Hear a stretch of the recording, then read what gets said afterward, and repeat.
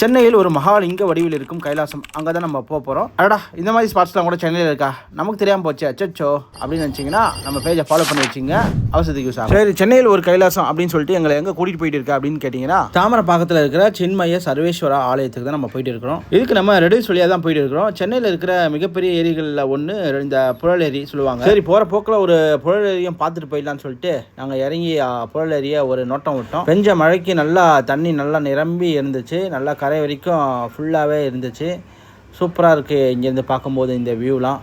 அந்த சைடில் இருக்கிற அம்பத்தூர் வரைக்கும் நல்லா க்ளீனாக தெரிஞ்சுது. ஒரு காலத்தில் இங்கேருந்து பார்க்கும்போது அங்கே இருக்கிற பரங்கி மலை வரைக்கும் நல்லா கிளியராக தெரியும்.